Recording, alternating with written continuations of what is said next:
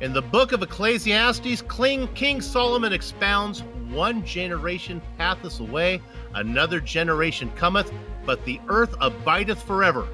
The son of David would have made a great sim racing journalist because, like the earth, Apex Online Racing does seem to abideth forever. Season 10 did indeed passeth away, and today a new Season 11 has indeed cometh. From the Nürburgring GP Strecke, it is the opening round of the AOR Formula Renault 2.0 Season 11 Championship. And you can see all the doubleheader action. That includes a 40-minute feature followed by a 25-minute sprint, live as it happens right here on the Global Sim Racing channel. Guten Morgen alle zusammen, and welcome to another GSRC broadcast. Joe Peak joining yours truly, Phil Soups on the microphone. Sean Ambrose is our director, armed with cameras, located, aimed, zoomed, and focused by our camera guru, Dougie Beard.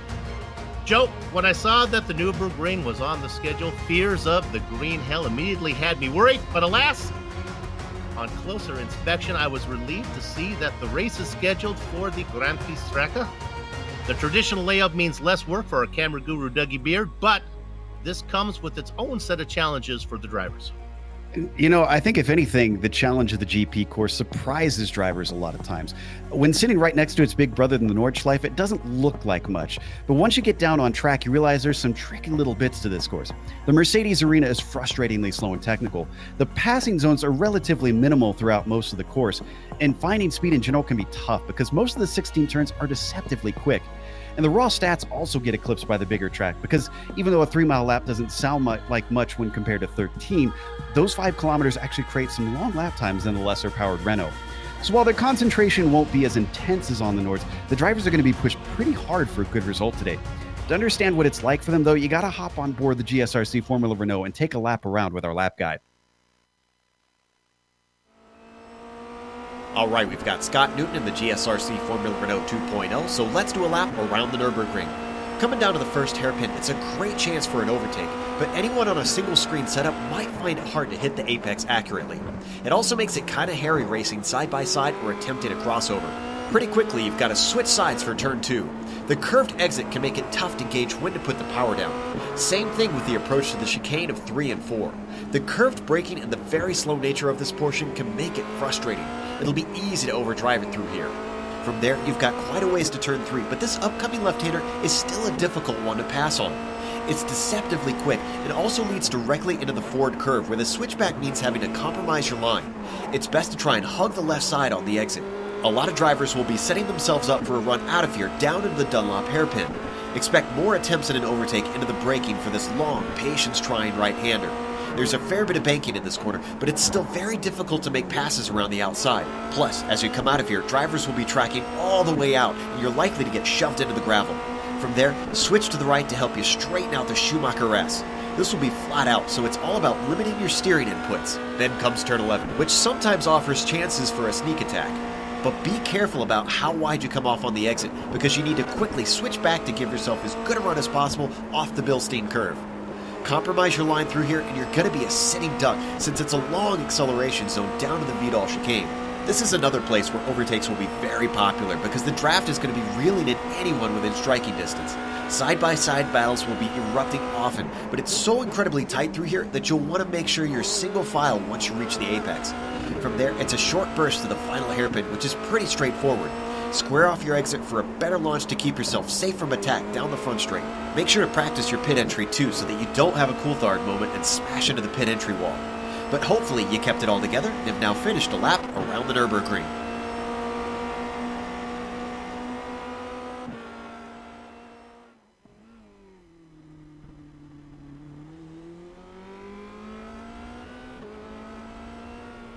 Joe Peak talking and taking us around the, and with apologies to our German-speaking pit reporter today, Nürburgring GP Strecke. Now, before we look ahead at the season before us, let's take a moment to review Season 10's final point standings. There you see it. Rene Oosterkamp started the season strong and finished the season strong, but his SimRC teammate Patrick Kessler was just too consistent throughout, winning his first crown. Osterkamp's late push moved AOR Orange's Phil Reed into third. Reed has a championship when they raced in the Star Mazda, but he's still looking for some Renault hardware to put on his trophy case. Positive SimRacing Green's Glenn Key and Manuel Hoyer were 4th and 5th, but Hoyer is only going to race part-time in Season 11, and Key is taking his talents elsewhere. Let's go ahead and move down to the team championship. Osterkamp and Kessler are back and remain teamed up and are the clear favorites to win the team championship again for SimRC. With the talent to challenge SimRC was Hoyer and Key for PSR Green, but sadly, as mentioned before for the fans, there will be no Season 11 assault for that team. The longtime duo of Phil Reed and Kerry Nolden, though, they're back, teamed up for AOR Orange. Sneaky fast are Alexei Sorokin and Lubomir Morris for PSR Orange. They could surprise. And all the chambers are locked and loaded for Team AOR Blue with Charlie Summers and Daniel Morris ready to roll. Okay, let's look at some of the action on the track while I take a second to review the history of this series. Now, the whole thing started way back in the spring of 2016 when the Flying Frenchman Jean-Francois Godot, we don't have a graphic for this one, we're good.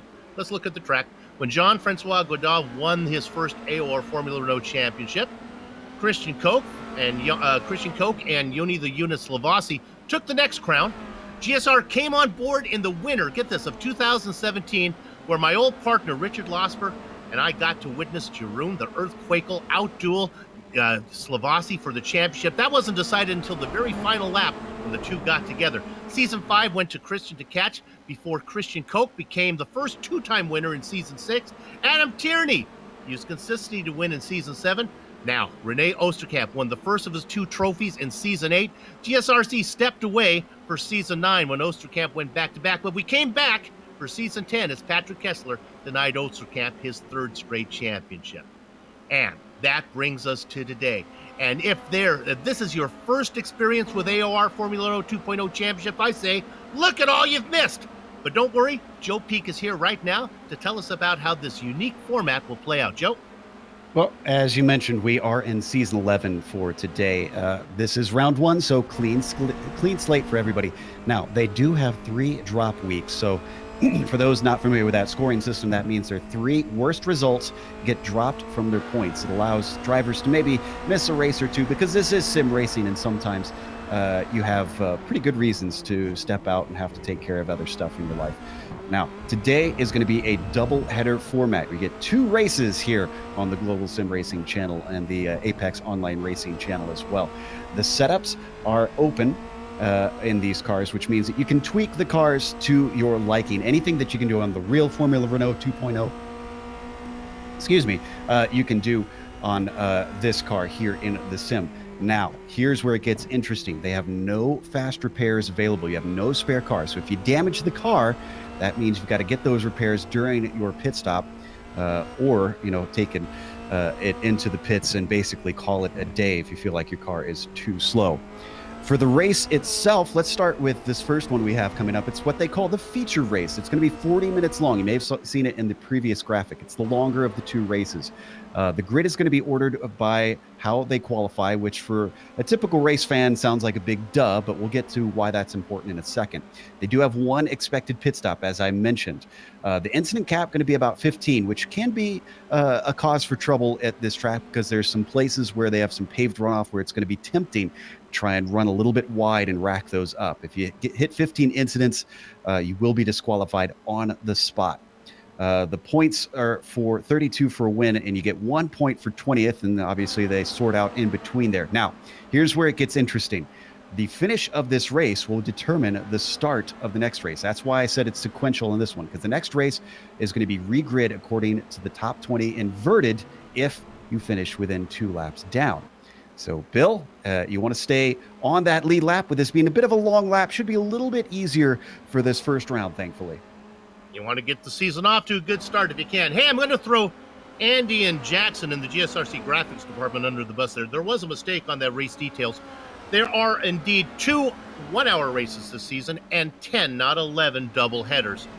So there's going to be 2 single formats, and those are going to be fun. One of those are coming up next week when they travel to Road America.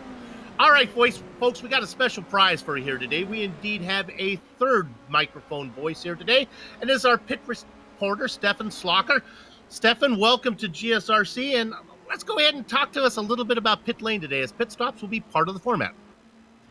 Yes, pit stops will be quite important here because you have to take at least 2 tires. You're forced to do that on whatever lap you want to, and especially pit in and pit out will be very important here because you can gain a lot of time in these very tight turns. That is the pit entry, and with a very long pit exit line coming onto the front stretch, you will have a lot of trouble getting your car through there in a fast manner. So getting those very clean and very fast will be very important here for a lot of people, as the times are very close right now in qualifying and practice. Okay, let me put my 2 commentators on the spot here as we continue to look at qualifying going on. Stefan, I'll ask you first. You get to change 2 tires. What are you going to do, fronts or rears? Really depends on your setup, but I would go for rear tires because with the extra grip, you're gonna be able to pass people much better onto the backstretch into the NGK chicane. Let's start a little GSRC drama right now. Joe, is that your choice too? Actually, yeah, and I concur pretty much exactly. It depends on the setup. If you got an understeering setup, you take the fronts. But the one I was driving was definitely rear limited. It was a little slippy off the corners.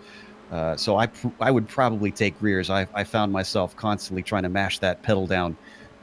So it would make the most sense. And I think that's a great point that Stefan made, that some of these slower corners, if you can really get that extra grip, that will really help with your overtake. So that's a really good call on trying to get those rears on to help you try and gain some positions throughout the race. The one thing that always helps with grip is the weather. Joe, why don't you tell us what we're looking at today, what these guys are going to be facing? Well, it is 76 degrees out there Fahrenheit. I'm sure Stefan will be able to tell us a little bit better what it is in Celsius. We're these silly Americans that measure in the F format. So, but the track temperature, that's the big thing. Very, very grippy out there today. 79-degree track temperature. That's going to make these drivers very happy. Now, there is some wind, but thankfully it doesn't seem to be gusting around. That's always the big worry, Bill, is if you've got wind, if it's inconsistent. It's staying at coming from the north at 14 miles an hour, which means it will make a few of the corners maybe a little bit different from how they could have practiced in other practice sessions. But since they've been out there for a while now, they should really kind of be aware of where the car should lose a little bit of grip because of those high winds. So shouldn't be too much of a problem. 0% humidity, 0% fog. It's a pretty day out there in the Eifel Mountains. You talked about the Fahrenheit there. With only 2 U.S. drivers in this series, you got to wonder, maybe we might want to think about moving that to Celsius. Qualifying underway. This is a place where you do want to get a good qualifying time. Joe, passing going to be tough, huh? Yeah, there are some good places, though. Really, the most ideal one that you're going to see it most often is into turn 1, into the hairpin, the Haug hook. That really offers a great opportunity coming off of the final corner. The Coca-Cola hairpin is a slow one, so it's really not limited by the wind coming off of the car in front of you, so you really won't find yourself losing time trying to stay up underneath the rear wing. One that's a little bit tougher, especially because it's a chicane, is that Vidal chicane, that last one just before the Coca-Cola hairpin. You see a lot of guys try and get a chance into there. The big reason that's a good one, Bill, is you have a bit of a draft coming up there, heading uphill. So you should expect to see drivers maybe try to slot in behind if they get a good run and get inside them. The trouble is this is the very, very tight version. So it's going to be tough to go side by side. And looks like quali is over. There are a couple big names missing here, but we'll talk a little bit more of that. Let's go to it. It is Valtteri Alander on the pole. He's going to be inside of another newcomer from Italy, Matti Spilla. I'll go with that one there, Joe. We're going to have to rush through these, Bill. So Simon Grossman is starting 3rd with Kerry Nolden in 4th, with Stefan Herman starting in the 5th position. Lubomir Morris starts in 6th, followed by Alexei Sorokin in 7th. Luke Barton will be P8 at the drop of the green, and Phil Reed will be 9th, with Leonard Sherry starting in 10th. Dominic Gatermeyer and Alistair Hay, Jordan McDonald, and Tom Van Hoyman go 13th and 14th. David Butelaar and Alain Teslet in the 16th position. Urkel Lindstrom, Tim Matzke behind him, Marcus Deck, and Christopher Rigby. Stefan? In row 11, we have Yuri Moyak, Nathan Clark beside him, Stuart Milne, Sarah Dove, Mikhail Nasser, Daniel J. Morris is 26th, Evan R.T. Imre 27th, Thomas Edwards 28th, Luca Varani, Philip Yates running out the top 30, Rick Bourne and Giovanni Silito are 31st and 32nd, Josh Ladd not putting in a time, being placed 33rd. Yeah, we talked about the big names that won last season, but I'm not seeing Rene Oosterkamp here today or his teammate Patrick Kessler, but there are drop races, so plenty of time for those guys to get back in. That's going to open it up for you newcomers up there up front. And indeed, Valtteri Alander is a surprise pole sitter. He seems pretty pleased with it. He says job half done. So I think maybe he has eyes on a win here today. I don't think he's too surprised at getting up there at the front, Bill. Our first veteran is back there in the 4th position, Kerry Nolden. You can hear the engine start to harmonize. Season number 11 about to get underway. Gather up the chickens, take cover on the cows because the horses are out of the barn. And it is Alander leading the stampede down into the first corner. Zapila behind him, Grossman and Nolden make up your top 4. Bit of 3 wide through there. They can fit, but it's going to be precarious. They got to get this sorted out. Sorokin looks like he's going to have the inside into the Mercedes arena, but Barton, the best of that little group. They continue to battle for 3rd position. Herman wants it. Nolden will not give it up. Herman goes wide, but he looks like he's going to get him. Might have picked up an incident point in doing so. Nolden drops back into 4th. Now they're starting to get sorted out single file mostly. A few drivers still side by side. Looks like Sorokin's going to lose out to Phil Reed for 7th as they now stream down the hill towards the Dunlop hairpin.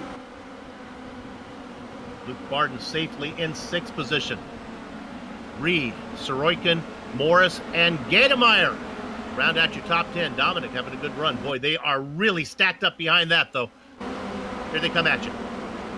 Yep, through the Schumacher S. It looks like McDonald's going to come out ahead of Ali Hay back in 13th. The mid-pack really fighting a whole bunch here in the first round. But most of these guys are pretty familiar with each other, Bill. They've raced against one another a whole lot, so they know what they can do. Alander pulling away, then 2nd through 5th in their own little train. Here's a battle for 3rd right now. Looking on the inside, this is Stefan Herman. They are side by side as they head down into 14. Boy, Herman really takes it in deep. He's on the outside. Now he's on the inside through the chicane. The momentum, though, is going to go to the car on the outside. It is the newcomer, Zapila. They continue to race side by side through the hairpin. Oh, this is holding these guys up a lot. And look at that, ducking to the inside. Nolden knows it. This is his opportunity. This is the guy that tends to steal podiums as he's almost shoved to the inside. Herman wasn't aware that he's going to have a car there. Looking at 3 wide. Matty is going to take the apex away from them. Oof, this is hard racing for the start. And already we've had some victims. It sounds like Stefan has noticed a few incidents. Oh, we got to go to Kerry Nolden. Got together with Luke Barton. This was a battle for 5th. We were on board when that happened. He actually absolutely got some air when he touched wheels. If you look at the replay, just saw it out of the corner of my eye. It's Barton on the inside, I believe. Nolden on the outside. A touch. Nolden gets the... Boy, look at that. You're right, Joe. He almost went over. Very lucky to keep going. The question is, how much damage does he have onto suspension? Now, thankfully, the pit window pretty open as we come back live, so he should be able to get in early if he wants, Bill, but this is not the way you want to start the season off.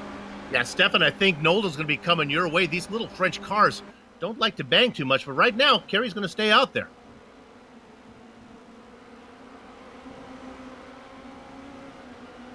Let's look at Rigby.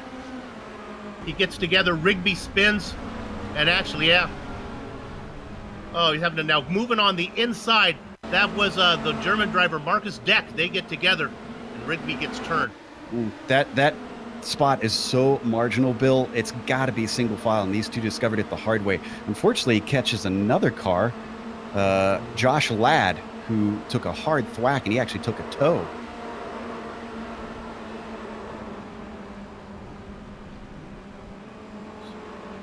So the first lap was nice and clean, but then it got a little bit messy. All this going on behind Valtteri Lander, who was up by 1.5 seconds over Simon Grossman. Some new names here in the AOR Formula Renault 2.0 Challenge.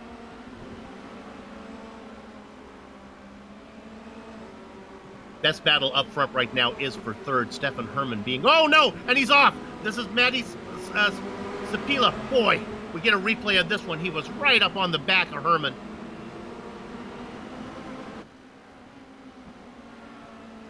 He was making a move, trying to get to that final podium spot. Riding on board.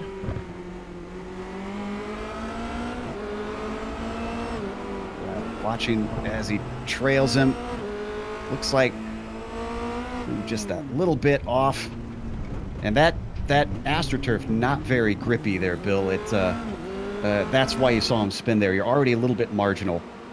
So now when we come back live, he's got a handful behind him. We go to 4th position. Phil Reed has moved up into 5th. He's got around Luke Barton, but my goodness, they are coming up on Matty right now. Man, these guys are fighting hard here. Not just early in the race, but early in the season. Oh, another one off. That was Barton that got into the back of Spatila, and he spun him around. Matty's getting a bit of School of Hard Knocks here as an introduction to the Apex Online Racing Series. Yeah. So Spatila spins off. That moves Sorokin now up into 6th position. His teammate Lubomir Morris in 7th. And he's not done yet. Van Hoyman now to the inside, coming down to the final chicane. Hoyman not brave enough on the brakes. Matty's going to get ahead of him and clear him. So that's good news for him. I was hoping he wasn't going to have more side-by-side action. Well, Bill, this has kind of split things up at the front.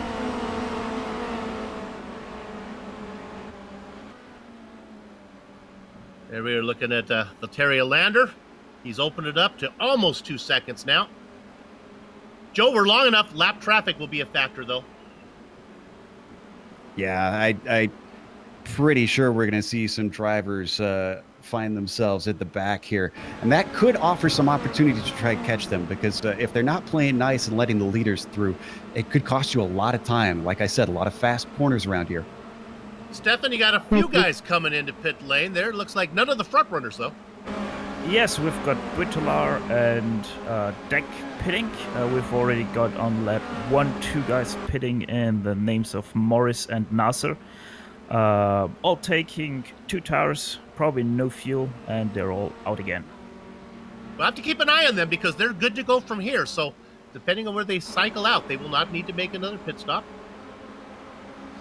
No, they will for sure not. Let's go to 5th real quick. We're looking at it right there. That's Luke Barton and the Russian driver Alexei Sorokin right behind him. Yeah, as those two run, it looks like Sorokin's got a good chance here with Barton coming up to the final chicane. Like I said, this is one of your best opportunities. I'm pretty sure he's going to take it. Oh, and Barton disappeared for a moment on my screen. Yeah, mine too. That had to be a little scary for the Russian driver. Oh no! Sorokin gets a little bit loose. He's going to lose position to his teammate. There goes Lubomir Morris. They get it worked out though.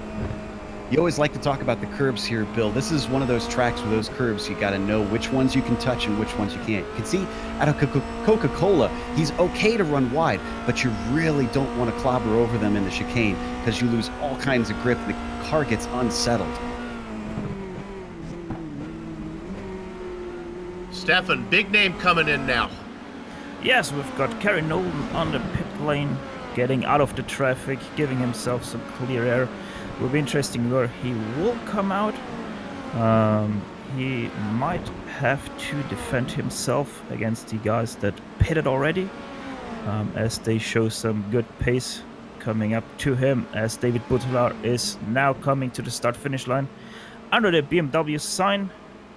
Kerry Nolan now clearing the pit exit line, and he is well past. He has to be careful against Nasser. This will be close. And But Nasser no, gets him please a don't. little bit there. Now remember, Nolden had that contact early on where the car almost went over. These French Renaults are pretty fragile, so his stop though was pretty quick. He was only in his box for about 10 seconds. Yeah, might have gotten a little bit repaired. Go ahead there, Stefan. Sorry, yeah. I just want to say they can be very fragile, but with the contact that we saw between Carey and his I forgot the name who he collided with, but they are very stable in that situation. You can take those sorts of contacts with them. If we jump back down to 10th, Matty Cipolla just got another one over Jordan McDonald as he continued his climb through. Remember, he's trying to play makeup here now, Bill. So this is his pace should put him higher up, but he's going to have some overtakes to do, that's for sure. Talk about an overtake. Dominic Gatermeyer just got around Leonard Sherry. Let's go to 7th position real quick, Director, because Sherry is fighting back on him. You see Sherry move to the inside as they come down into the Yokohama corner, and he's going to get him back. Could see an over-under sometimes here. Nope. Looks like Gatermeyer just doesn't have the bite off the corner. So great job by Leonard to move him up into the top 7. One of the newer names. Looks like he's going to be one to watch out for, maybe for some top 5s throughout the season. Stefan, the Russian driver just came in, Alexis Sorokin. Yes, sir. Also with Sarah Dove. She's also in the pit lane. Yes, Sorokin is out now, well clear of Luca Varani. Carey Nolan is now also past start finish. Sarah Dove is still in pit lane, taking in a lot of fuel, probably on accident right there. I think it might be damage repair, I would guess, because you can stop the fuel whenever you want. She must have had some contact with something somewhere. Or she did speed into pit lane, but she has a bent rear wing, so probably some rear end damage right there, replacing the... Yeah, she replaced the rear wing right there. So very long stop for her, putting her all the way to the back, where our leader is already going into the VTOL chicane, so she is right at the back end. Alexei Sorokin is the leader of all the cars who have pitted, though. He came out well ahead of David Butelaar. So Sorokin in 24th. He's the guy to watch. He was racing about 6th or 7th, right with his teammate, Lubomir Morris. Right now, we're looking at Stefan Herman in 3rd. Yeah, could be a potential podium here for Stefan. We saw him competing up at the top last season, Bill. Looks like he's picked up where he's left off, but got to wonder when maybe he could get himself a potential win. As looks like we've got another one on pit lane here, Stefan. The 007 has joined you down there. Yes, everyone wants to get clear track, and that's the way to do it. Just take your stop early, but don't take it too early, because you could get into problems with people that might have got a spin on themselves. But so far, everything good. Leonard already away again, clearing the pit exit code now. Okay, now Sorokin is just coming across pit lane. Sherry just getting it up to speed. Here they come. And there goes Sorokin. No, on the outside. This is for position. Oh, the Russian driver puts it in the sand. Too hot. Costly mistake. Yeah. Might have been distracted with the car coming out.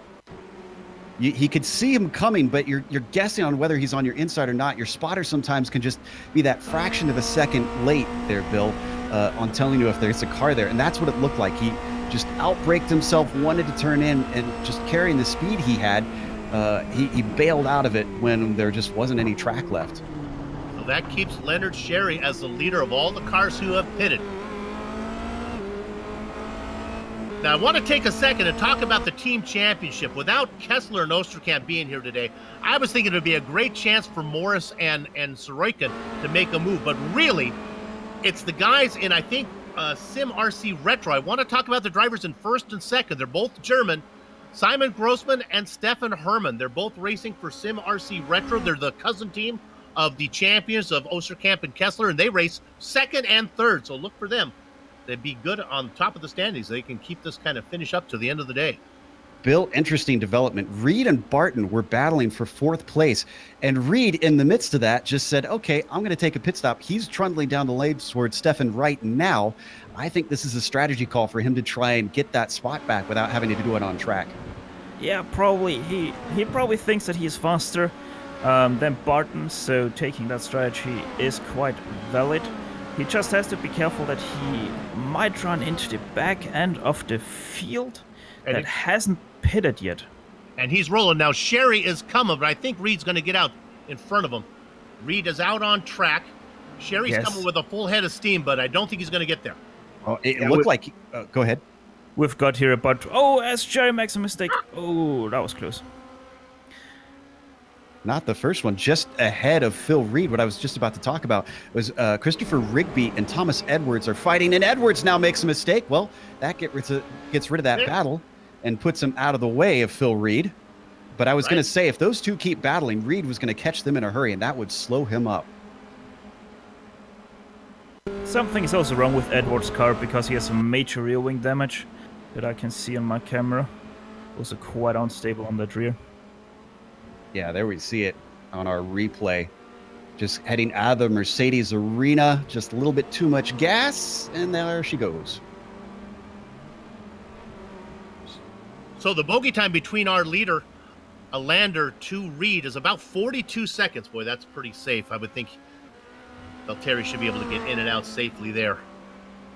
Hey, Bill, can we check in on the number 11? Because he's up to 7th place. Matty Cipolla is continuing his climb forward. Now, a few cars have pitted to allow him to inherit that back, but this works out great for him because he hasn't taken his stop yet. Once he can get by the car of Dominic Gatermeyer, he's going to have a little bit of clear track to maybe try and make up some time. Gatermeyer, a fan favorite, announced he's only going to be a part-time driver here this time, but good to see him here with us. Right now, racing is 6th. Gatermeyer up 5 spots. Some of those are because of pit stops, but here comes the man who started outside of row 1, Cipolla, on the back of Gatermeyer. Well, the driver he was next to, Valtteri Alander, boy, he has checked out. The 4-second gap between himself and Grossman. This is his race to lose at this point. It's nice. We can take this second if all the drivers behave and get a little bit of racing going on instead of jumping around, turning this into an MTV music video with shortcuts. Give you a chance to get the feel of what's really going on. I love this camera off the back of Gatermeyer. Yeah, continue to look back at Matty giving chase. It's starting to get harder. Ooh, big lockup into the Dunlop hairpin by Gatermeyer. He's starting to feel the pressure, Bill. Remember, he's been behind him for a little bit now, so he's got to be aware that there's a car there. He knows that he's haunting him at this point, and he's got to keep his focus pointed forward. Got to look at the track ahead, because right now, Matty's not close enough to make an attack. It's when that car gets right on top of you that you really got to watch your mirrors. But for now, he's safe. He just has to focus on what he's doing. And Gatermeyer is oblivious to the reputation of the driver that has followed him. He has had many starts when these sprint races where he's been gridded up on the pole, and he fights tooth and nail up there. Oh, Cipolla right in behind him now as they go through the chicane. A little bit closer, but still not quite close enough. Matty'd have to make a wild dive to get something from here. This is where the exit for Matty is oh so important. To get the launch off the final corner, he's got a bit of one, but I'm not sure if it's enough yet again. Joe, it's a short straightaway. Not really enough time. The draft helps you a little bit, I guess, but you got to get the drive off the corner, huh? Pretty much, yeah. You do get that little bit of slipstream to help you. You could see he couldn't really make a move. Another small lockup from Dominic. He's pushing hard to try and keep him back at this point. Ben Hoyman pits from inside the top 20. Phil Reed should be able to get by him without a problem. Of course, Phil Reed, the leader of all the cars that pitted. Go ahead, Joe. We're seeing a flash of a yellow car just ahead of him. That's Solito. He just pitted, so he's going to go a lap down, but these guys are going to pit soon. I almost wonder if I was Gatermeyer, I would maybe pit before the end of this lap. Oh, never mind. Going to be a moot point. Solito lets him through.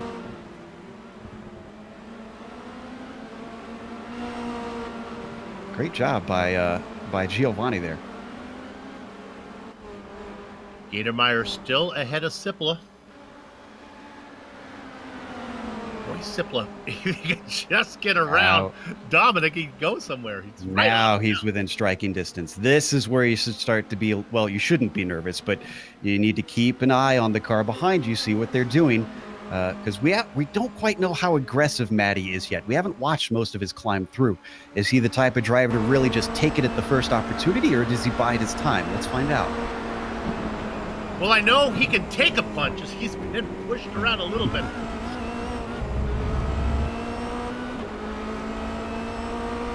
Nothing quite yet. He's looking a little bit patient here. Let's see what he's got. Trying to get the power down.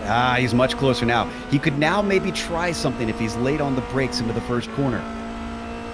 Look, he has been following him for at least 3 laps that we've been watching, but I don't think so. He's looking. He's going to take it in. And sure enough, Joe, under braking. Woo! With a little bit of a I was going to say, check as well.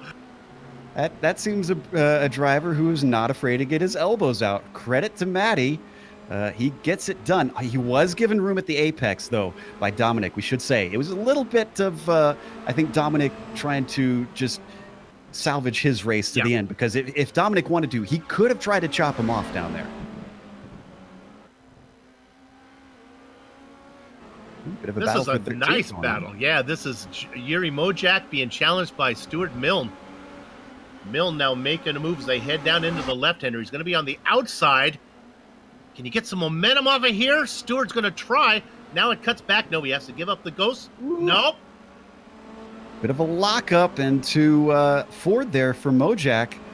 So here we go. Milne's going to get a better opportunity. Oh, he backs out before Dunlop. That is for position there with Tessier. That brings a fresh driver right into it. Boy, they almost get together again. Milne had to check up. I believe that's going to let Tessier have a shot at him if he wants to force it, although it's a twisty section. Nowhere to put the car. That's a very fast spot. He holds within him. You got a bit of braking coming up here to 11. Nah, not going to try it. Just going to sit behind him for now. Yeah, I think he knows that the better chance is out of this corner, out of Bilstein, down to the Vidal chicane. He's close, but I don't think that the French driver is close enough. Milne may be getting a little bit of help, too, from the toe off of Mojak. Great battle for 12th. Mojak, Milne, and Tessier. Let's see what happens on the front stretch. Oh, look at this. Mojak's going to take the pit stop. It's probably a smart move after he got hassled on that previous lap there. So keep that in mind when when Milne and Tessier come in, how they file out in relationship to Mojak. Ali Hay also in. Phil Reed is still your highest bidder. He's easily going to jump these guys. Reed came in from 4th position, remember.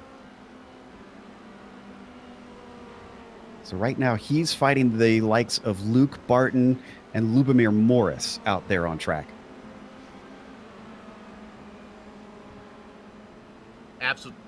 That's absolutely right, Joey. Oh, Stefan Herman, who was in 3rd position. He's back. We thought he had lost connection. He was gone for a long time there. He's got to watch out for that. German driver returns, still in 3rd behind his teammate, Grossman. We're past halfway, Bill. It's starting to be the point where these are probably drivers that are just going to go long and run it out as far as they can.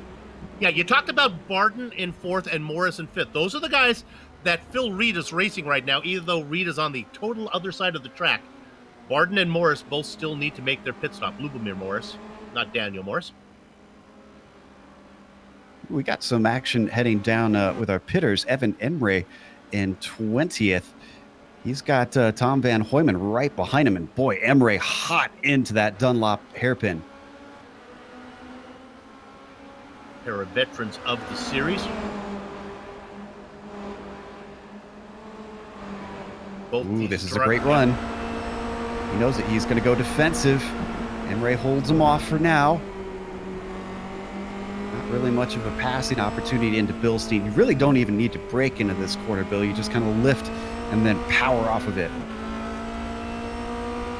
Now, these guys raced for 20th. This is the Dos Equis position, but we expect them to be a little bit higher when some of the cars in front of them need to pit. Remember, you want to be inside the top 20 so you can get that good regrid for the sprint race. Oh, Tom Van Hooyman really takes it in deep. Not deep enough. He's still stuck behind him. M-Race hold him off. Let's see what they got for the front stretch. Ooh, much tighter to the apex for Evan, and that's going to cost Van Hooyman the chance. I think he could try something, but this is from a long ways back.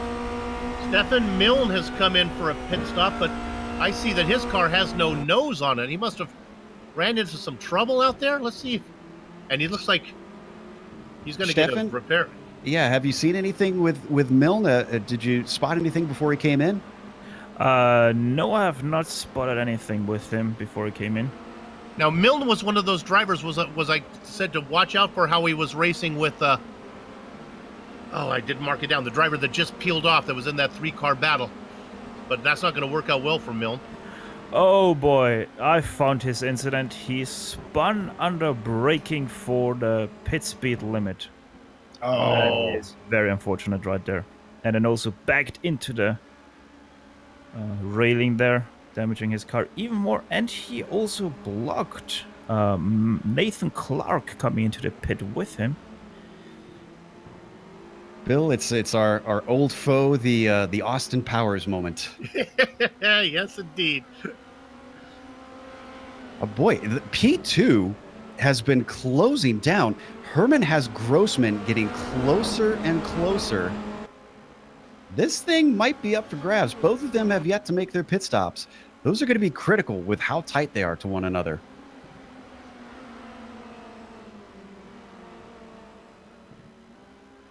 And remember, I believe Grossman was in front of Herman, and they made a mistake. They swapped positions. Those are teammates, though. Still waiting on a lot of cars to come in. Now, it was mentioned that the drivers had a wide pit window. They could pit where they want, when they want. The only time they can't pit, Bill, is on the last lap. They have to pit on the penultimate lap. Otherwise, they are DQ'd.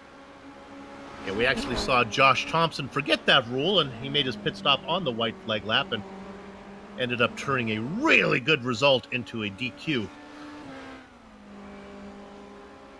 Got to kind of be careful, Joe. Sometimes those last laps can sneak up on you.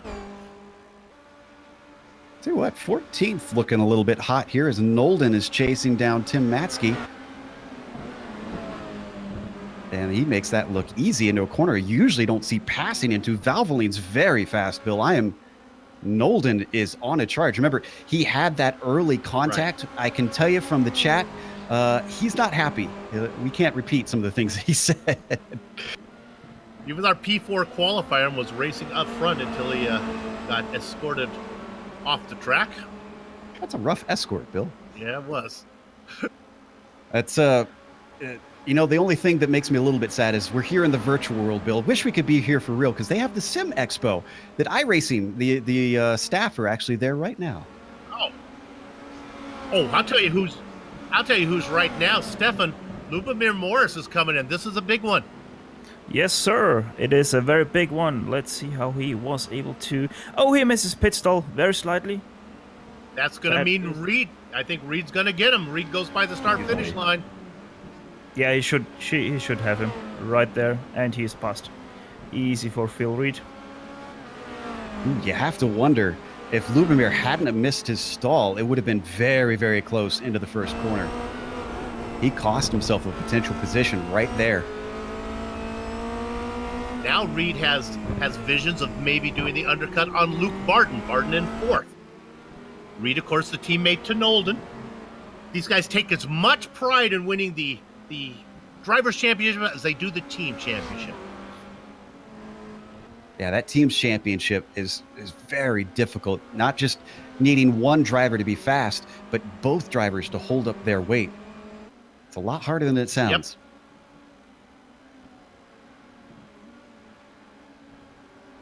Tell you what, this number 10, man, just impeccable racing. He hasn't extended the gap, we should point out, Bill.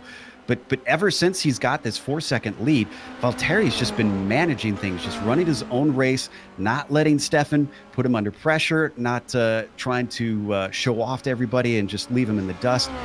This has been, I wonder if we're seeing maybe championship run. I know it's very early. Yeah. We're only on the first race, but wow.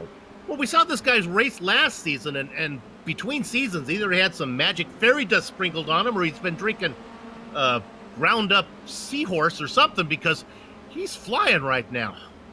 Ooh, we got Barton in. This is the battle we've been watching here, Stefan. Phil Reed is trying to catch him. Yes, he's really trying to catch him. Let's see if the undercut is gonna do something for him, but I also have to point out that Barton had a big moment coming into the pits as he hit the pit wall, really pushing there. And there goes Barton comes out, but Reed has got him. No, Reed's behind him. No, I'm Reed sorry, is behind no. you. Oof. Barton dodged a bullet, especially with that contact. So we talk about how fragile these cars are. Maybe he got a little bit of repair in his pit stall, but still amazing that he was able to come out. If that was the case, as he is pushing hard, you saw him get a little squirrely as we rode on board with Phil Reed there through the Mercedes arena. That car is on edge. And we can stay here a little bit because they're going to be coming up on the back of the French driver, Alain Tessier. And Alain still needs to make his stop. Yeah, he's the last car out there still yet to make his stop now that Erka Lindstrom has come in behind him. Everybody ahead of Tessier is yet to come in as well. That's Gatermeyer, Sipola, Grossman, Herman, and Olander. Stay right here. I can just report Nathan Clark sitting in the Dos Equis position. He's in that 20th spot. He seems to be pretty safe. That's the regrid. Look for him to be on the pole. He is within about 2 seconds of Van Hoyman, but not sure that he's going to be able to catch him. But like you said, 10 seconds back to 21st. Now, Grossman is and Herman is in. This looks like a team order. Totally looks like a team order. I don't think they will have any problems with the guys behind them. So it's just a race between them two for P2 and P3 as Herman is away, Grossman now 2, and nobody is coming in from behind. Yeah, we also got Gatermeyer in, by the way. Barton just in Coca-Cola right now, so it's not even to be close. He is still up on the tracks, dropping now, coming out of the gate. Perfect start there. Let's see, where is Phil Reed? Phil Reed already going into the first turn. So, and I think it was Sherry that he was fighting with, which he's going to come out with right now. There they are. Ooh, that was tight. Now so the car ahead is Soleto. Which is a lap down, so that's not for position, but he's going to want him to get out of the way in a hurry here. Ah, great move by Giovanni. Wow, that is by the skin of your teeth, Bill. Look at that. There is 3/10 between them. Just a little bit different on the entrance or the exit of that pit stop, or maybe even just a slightly different pit stop. He would have lost that spot. Dominic now, though, has got to withstand Leonard being all over his gearbox. We talked about time in the box. Gatermeyer in there for 7 seconds, so Sherry in there for 7.1. And I did it. I used the Sherry there. He's not from Ireland. It is Leonard Sherry. Middle initial is Our director's making a reference that is beyond me, unfortunately. But, oh, look at this. Opportunities we continue to ride on board. Out of Bilstein now. Not a good enough exit, I don't think. Got a little more action happening in the pit lane. Stefan, what do you see? Yes, Matti Sipilä is pitting from 4th right now. He had 2nd for just a lap as Herman and Grossman pitted. He still has a lot of rear damage, so we might see a very long stop from Matti here because he might have to replace that rear wing of him. Coming now to a stop. Mojack and Sherry go by. I think Ali Hay is going to be able to vulture him as well. All depends if he has to wait for that. Yes, he has to wait for the rear wings. that's a very long stop for him. Long stop. Oh, yeah. Talking about Ali Hay, can we go to 9th real quick? This is Hay and Nolden as they go into corner number 1. Nolden just able to get that pass made, so he continues to climb back up after his early issue. But remember, Bill, he started on the 2nd row in 4th position. He's only up to 9th right now, and Leonard is a whole 9 seconds. This might be the end of his climb. This is going to be a pretty disappointing day for Kerry if we know the sort of speed he tends to expect of himself. Yeah, the bad news for all the other drivers, though, is he'll be gridded somewhere in the middle of that sprint race, so he can make up there. He has a chance to win that sprint race. Man, that leader pit is stop, that pit stop killed Cipolla. But, Bill, guess what position he's in? I don't know. 20th. Oh! The driver who started on the front row might start on the front row again and get another chance, and honestly a very good chance to win that sprint race. Absolutely. Now he's got Christopher Rigby behind him. All of a sudden Rigby says, I got a chance for something here. Actually, I think Rigby's best hope is for something bad to happen to the 19 drivers in front of him. He's too fast for that. Unless Matty makes a mistake, he's not giving up this spot. By the way, our leader is in and out. Safely out in front, 5 seconds. Literally waited for everybody else to come in. Valtteri, once he felt safe, ducked in there and is back out, so they didn't have to deal with any lap traffic, or any late pitters, I should say. 16th in a close fight. This is Emre, Tessier, and Van Hooyman. Van Hooyman takes a peek into Coca-Cola, Bill. Woo, nice 3-car battle.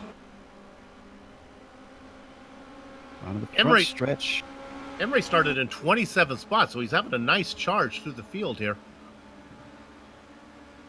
I thought Elaine would be close enough, but just even with the slipstream, doesn't have anything. Could be a little bit of a different setup. We haven't talked about that. The downforce levels. Ooh, but bad exit off of Haug Hook. And here into the Mercedes arena, you can see Van Hooyman already breathing down his neck.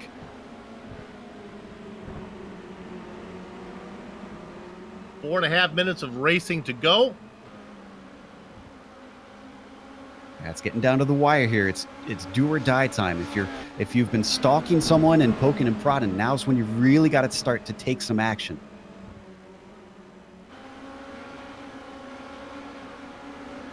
Ooh, Van Hooyman now swaps with Elaine, who gets a great run down to Dunlop. Let's see what he does under the braking. Takes a peek, comes back to the line. Emre's going to hold him off, but he goes wide. Here we go again. Emre locked him up a bit. Tessier back there. Look at the run, though, that Van Hooyman has. Nowhere to put the car. It's so tough through that Schumacher S. You got to give the tiniest of lifts because the car gets so squirrely. That's why you're seeing guys get a run down into 11. This time, though, they're going to stay in order as we ride on board with the number 77. Stay here a bit as this is fun to watch some racing. Everything's settling down on the track a little bit. Oh, look at the run now. Too little, though. He's going to look down there. Let's see if he forces the issue. Is he going to dive down in there? Not this time. They're going to stay in order. Boy, Herman disappeared for a long time again. I thought maybe he had wrecked. I was going to send Stefan to go check out on him, but he's come back to the track. I'm getting really nervous about that 179. You know, I have a report. Alexei Sorokin just got around Christopher Rigby. We don't need to go there yet, but we talked about that 20th spot. Well, Sorokin is probably more of a threat on Cipolla than Rigby was, so we'll keep an eye on that.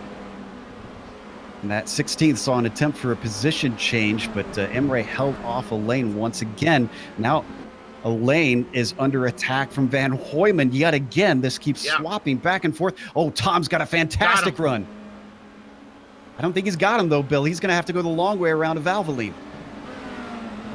Lane had a weak exit, and he's going to be able to fend him off. 2 minutes of racing to go. Yeah, despite the banking on that downhill corner, it's very, very hard to get that done. It won't be long till a drive we haven't talked much about. Nathan Clark gets into this little fun as well as he's back there 19. Oh, locking him up is Emre. Wow, we've seen him do that a lot. How many times have we seen him lock him up, but never that far out in the corner. I'm surprised he didn't slip all the way into the gravel because there's got to be some marbles built up by now. I can just report Sipla with a 1.5 second lead over Sorokin. Not sure if Lexi's going to get there. All this going on behind Valtteri Lander out there cooking with hot fish grease. 2.3 seconds up in front. Yeah, just a lap to go after this one, I believe. Actually, he might be on the white flag. Okay, one more to go, we're hearing. Oh, man, that battle for 16th. I can't take my eyes off of it, Bill. Wow, it is getting aggressive now. Emre took a lane all the way down to the inside. Oh, they are close now. The best run is from the driver in third, Van Hooyman. Look at the defensive line from both drivers in front. Tom says, I can get down in here. Somebody's trying to see if he can get underneath both of them. They can't. And he stays off somehow of Tessier. I thought Van Hooyman was gonna get into him. I thought the exact same thing. Great job by both drivers for keeping from running into one another, because that front to rear contact is almost certainly a spun car most times. And who's this behind him? Is this for position as well? Yes, It is. Nathan Clark is now in the fray. Well, the front three guys have been having so much fun. They've been killing their lap times, and that brings him into the mix. He's probably licking his chops, thinking, just keep fighting, guys. I'll take a few spots away if you want. And it's going to be awful close on a Lander. He's going to get one more for sure here. He's crossed the line. White flag, looking to pick up his first career win here in the Apex Online Racing Formula Renault 2.0 Championship. He's got 2.2 seconds on Herman. Grossman in third. Hopefully the connections will hold steady. More and more, Bill, I'm getting convinced that old racing adage was originally meant to be to finish first. First, you must be finished. That's very good, Joe. We have time to look at this battle for 16th. Our leader's not there. Here comes Tessier. He's going to make a move, and again, getting in there. He finally touches him. That was Van Hooyman. He's going to lose a spot to Clark. Clark says, thank you. That's one. Let's go up and get another. Still got a fight between Elaine and Emre. Our leader is into 8, so we can stay on this for a while longer.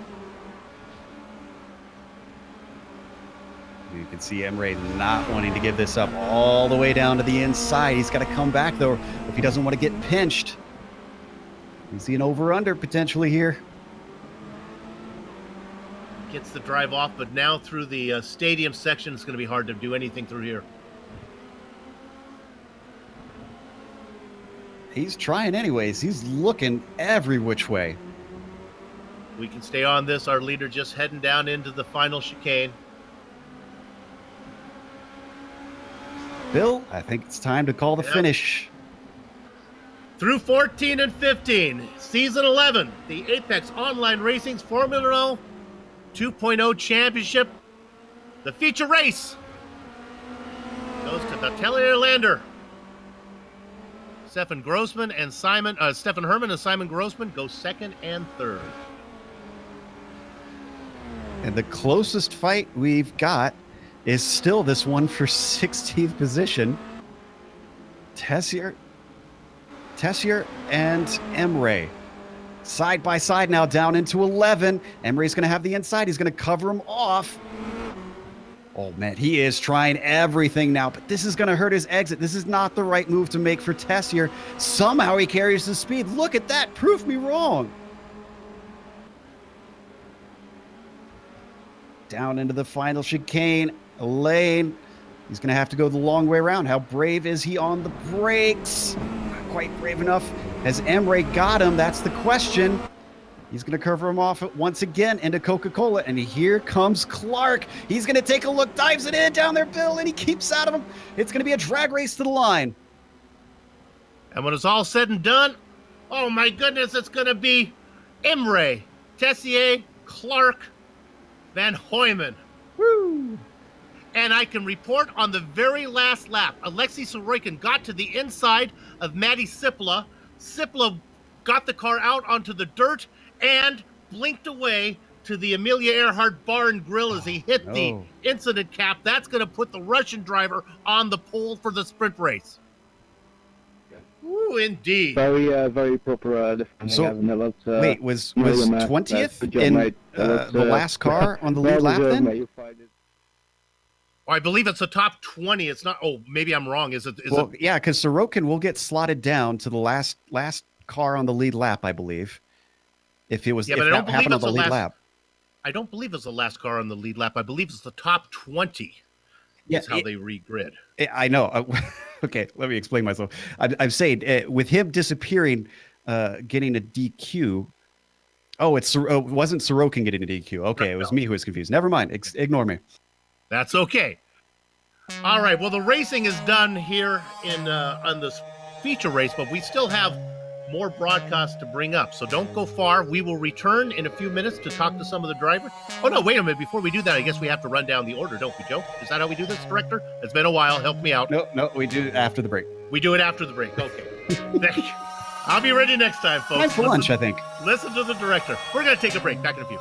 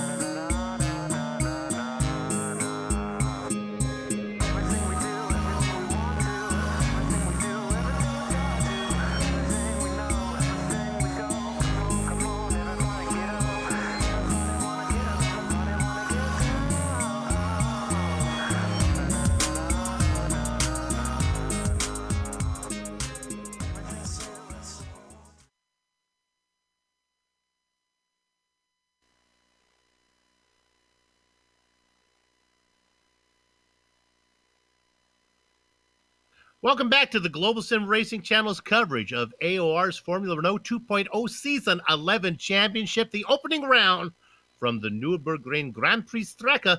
Joe, the feature race is in the books, so let's go ahead and run down that finishing order. Your winner, pretty much wire to wire, Vitalian Lander. Boy, he was fast in qualifying, he was fast in race trim, and he was fastest to the checkered flag. Stefan Herman and Simon Grossman go second and third for SimRC Retro. Luke Barden and Phil Reed round out your top 5. Lubomir Morris, and how about this? Dominic Gainermeyer, 11th, up 4 spots into 7th. Leonard Sherry in 8th. 9th position goes to Kerry Nolden. He started in 4th. Made a pretty legitimate comeback. Look for him to be strong when they regrid for the sprint race. And Ali Hay rounds out your top 10. Joseph? Jordan Donald finishes in 11th. And then how about Tim Matska? He started in 18th and finished in 12th. Good climb for him. David Boudelar finishes in 13th with Jiri Mojak, finishing in 14th. Marcus Deck takes the 15th position. And Evan Emre, not a good race for him, although he did start way back. He did climb a lot of positions, finished 16th in the end. Alan Tessier was 17th, was in a close fight with Evan, with Nathan Clark behind them, just on his gearbox at the line. At 18th, Dom Van Hoyman in that train too, in 19th. And then we mentioned it, our pole sitter for this sprint race going to be Alexei Sorokin in 20th. Stefan? I'll take this one. We'll go with Christopher Rigby in the blackjack position. You know, if the betting window's still open, get in there and see if you can get some money down on Alexei Sorokin to win this sprint race coming up. I see another wire-to-wire in his future. Rick Bourne is in the double duck spot. Urka Lindstrom. Matt, oh my gosh, here he is. Started outside of row number 1. Matty Sipola, he's going to have to settle for 24th position after having the incident cap hit him. Mikhail Nasser in the 25th position. Giovanni Salito in the 26th spot. Luca Verani. Daniel Morris after that. And then you go down to Thomas Edwards and Sarah Dove. Joe? After that, it's just Stuart Milne, Philip Yates, and Josh Ladd rounding out our fields. But looks like we have some people to talk to, including one of our drivers high up just off the podium. Looks like we've got Luke Barton ready to talk to us. Hello, boys. How are we? Luke, nice job. 4th place finish. Up 4 spots from 8th. Avoided some of that early lap chaos going on. Boy, you guys were racing hard up front early on. Yeah, I made a really good start, actually. Just into the end of the braking zone, I managed to put myself between the 2 PSR boys and then finish off the job around the outside of turn 2, which was really satisfying. Then I just pushed on. There was a lot of back and forth, battling with people. I had a little love tap with Matty, which was a bit my fault. He just broke a little bit early. I'm trying to let Phil through, and I just give him a little love tap. So we'll see what the stewards have to say about that, if anything at all. But yeah, I kept my head down. I was a bit worried about, I think it was Phil Reed for a little while, but everyone just seemed to push a little bit too hard and overwork the tyres. I do think that this track is about looking after those tyre temperatures to keep the consistent lap times in. When you made your pit stop, what tires do you change? We were talking about in the pre-race, front or rear here? I changed all of them. Did you? Yeah, I don't see any point in just changing half of them. Well, help me out. Does it take more time to change 4, or can you change them all at the same time? I mean, I believe you can change them all at the same time, but if maybe you're right, and maybe I've been doing it wrong, and I've cost myself some time. Well, that's something to think about. I don't mean to play crew chief here, but nevertheless, it worked for you. 4th place finish for you. Good luck the rest of the way. Be careful now. You got a lot of cars in front of you and some fast guys behind you. Let's see if you can bring it home clean for the sprint. Cheers, guys. Thanks very much. All right. I was under the impression that it was a longer to change 4, but we'll find out for sure. Yeah, we'll have to ask around, do some research. But meantime, I've caught up with 16th place driver Evan Emre. Evan, you climbed up a lot of spots, but were you hoping for more? Is 16th a disappointment for you? Well, I hadn't done much practice, having got new parts from a PC, so I came in tonight with no practice. But man, that was some race. I was defending for my life, like I haven't done for a very long time. So I'm still quite the adrenaline still pumping after that one, even though it was only for 16th place. It was an epic fight at the end there. We kept our eye on it, and we're very entertained by yourself, Tessier, Clark, and Van Hoyman. Were you surprised that you were able to keep them back? Because it seemed like they were all over you in the last 3 laps. Yeah, I was quite surprised, but it can be quite easy to defend if you put your car in the right places. So the chicane, you can't really go too wide through there, and turn one, if you go wide on the exit, they can't pass, and the hairpin, you can't pass. So you really have to pull off a good move around the outside, really, if you're going to get past someone like me, anyway. So we heard we've got a little bit of debate going on. Apparently, Barton was not sure if it's quicker with taking 4 tires or 2 in the pit stop. Have you done any testing with that to see which is which? Yeah, I think they're basically, it's the same delta time. If you absolute perfect pit stop, you can do it in about 5.5 seconds, but the average is about 6.5 seconds. So it really doesn't matter how many tires you take, because the fuel is a factor as well.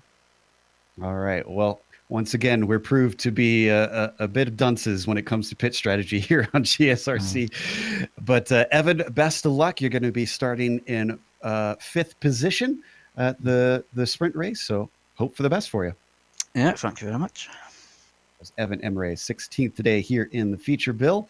And we need to do a little bit more research in the pits. That didn't help me at all, because I was under the impression that fuel isn't an issue because you can take whatever you want. So to me, I would take enough where I wouldn't have to take fuel. Then. Well, but no, he's saying he was saying that tires, it takes the same amount of time, 4 or 2 is what he's saying. So. Yeah, so I know, it doesn't matter which 2 you. It doesn't matter which ones you take. You might as well just take all 4. I'm with you. If that's the case. We're going to find out more. I will know more. I will be so informed on this topic next round. You will all be. We may have a Professor Lugged Up setup corner. I'm going to know so much about it. What I know right now is that we're going to take a break, and we'll get all of our ducks in a row. And we'll come back. One thing we don't have to worry about is pit stops on the sprint race coming up. Back in a few.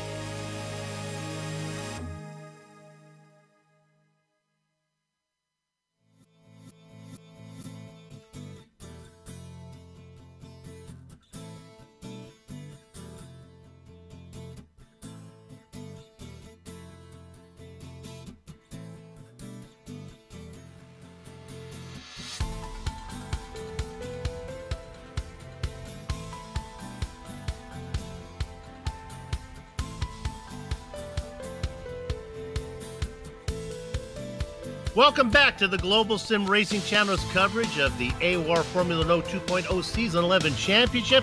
It's the opening round from the Nürburgring GP, where the commentators are still debating how to take tires on a pit stop.